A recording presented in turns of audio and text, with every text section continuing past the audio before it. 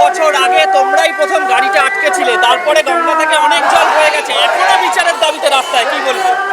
সংগঠনের পক্ষ থেকে সেদিন শুধু গাড়িটা আটকানো হয়নি, এই গোটা পশ্চিম বাংলায় মেহনতি খেটে খাওয়া মানুষের লড়াইকে যারা আটকানোর চেষ্টা করছে তার বিরুদ্ধে লড়াই শুরু হয়েছিল। যারা সেদিনকে ধামাচাপা দেওয়ার চেষ্টা করেছিল আজও ধামাচাপা দেওয়ার চেষ্টা করছে। আরজি কর থেকে তামান্না, প্রতিটা কেসে আসল দোষীরা শাস্তি পাচ্ছে না, নকল ব্যক্তিদেরকে শাস্তি দেওয়া হচ্ছে, আড়াল করা হচ্ছে সন্দীপ ঘোষের মতন বিভিন্ন ক্রিমিনাল এবং মাফিয়াদের, আর তাদেরকে আড়াল করছে কেন? সরকার দিদিমণির সঙ্গে ভাইপোর সঙ্গে যে সেটিংয়ের সম্পর্ক, সেই সেটিংয়ের সম্পর্ক থেকে এরা বেঁচে যাচ্ছে। কিন্তু মনে রাখবেন, রাজ্যের মাটিতে, দেশের মাটিতে একটা সরকার তৈরি হয়, একটা সিস্টেম তৈরি হয় জনগণের জন্য, আর যখন এই সিস্টেম জনগণকে রক্ষা করতে পারে না তখন সেই সিস্টেমকে বদল করতে হয়, আর সিস্টেম বদল করার লড়াইয়ে মানুষ রাস্তায় নামছে। তাই তো আজকে স্বতঃস্ফূর্ত মিছিল এই রাস্তায় নামছে। সরকার বলছে তো আসল দোষী ধরা পড়ে গেছে, বিচার হয়ে গেছে, তোমরা তো রাজনীতি করতে শুধু রাস্তায় নেমে। রাজনীতি করছে না কি করছে, দিদিমণিকে শুধাতে হবে। রাজনীতি আমরা করছি না, দিদিমণি রাজনীতি করছেন। কেন এখনো পর্যন্ত চার্জশিট দিতে পারছে না? এখনো কেন পশ্চিম বাংলার অভ্যন্তরে একটার পর একটা খুনি ব্যক্তিদেরকে গ্রেপ্তার করতে পারছে না এই সরকার? কেন সন্দীপ ঘোষদের মতন দুর্নীতিগ্রস্ত লোকরা বাইরে থাকবে? কেন চুরি করার পরেও বাইরে রাত কাটাবে? কেন জেলে থাকবে না? আমাদের প্রশ্ন সরকারের কাছে এটাই। এই যে তামান্নাকে যাকে খুন করলো, 24 জন আসামি আছে, সমস্ত আসামিকে কেন পুলিশ গ্রেপ্তার করতে পারছে না?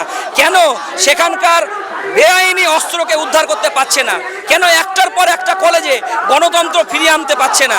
শুধু কি তামান্না? কসবার ঘটনা দেখেন, তারপর আপনি আরজি করের ঘটনা দেখেন, আনিস খানের ঘটনা দেখেন, মইদুলের ঘটনা দেখেন, সুদীপ্তার ঘটনা দেখেন। প্রতিটি ঘটনার পেছনে একটা ঘৃণ্য চক্রান্ত লুকিয়ে আছে, আর তার পেছনে নিয়ে আছে এই সরকারের দুর্নীতি। এই দুর্নীতিকে ধামাচাপা দেওয়ার জন্য আজকের এই খুন। সিবিআইয়ের বিরুদ্ধে তোমরা যে তদন্তে একটা গাফিলতির অভিযোগ তুলছো, সিবিআই অন্যান্য দুর্নীতির ইস্যু বাদ দিলাম, একটা ধর্ষণের ঘটনা, খুনের ঘটনা, তারও সমাধান করতে পারলো না। যখন রাজ্যের সরকার আর কেন্দ্রের সরকার, বিজেপি আর তৃণমূল যখন সেটিংয়ের রাজনীতি করে তখন এরকম উদল বদল করা হয়।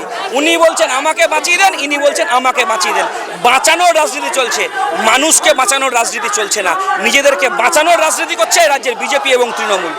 শেষ প্রশ্ন, এই 1 বছর পর আরজি করের রাস্তায় দাঁড়িয়ে তোমরা সাধারণ মানুষের উদ্দেশ্যে কি বলবে?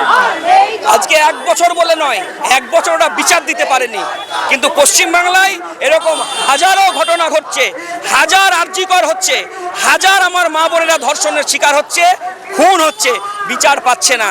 তাই রাস্তার লড়াই থেকেই আগামী দিনে রাস্তা বেই করতে হবে। এইটাই আমাদের কাছে রাস্তায় দাঁড়িয়ে লড়াই করার শপথ, এবং এই লড়াই ততদিন চলবে যতদিন পশ্চিমবাংলার বুকে গণতন্ত্রকে আমরা পুনরুদ্ধার করতে না পারবো, ততদিন না পর্যন্ত দোষী ব্যক্তিদেরকে শাস্তি দিতে পারবো। এই লড়াই চলবে এবং লড়াইকে চালিয়ে যেতে হবে মানুষের সাথে, পশ্চিমবাংলার গণতন্ত্র পুনরুদ্ধারের দাবিতে।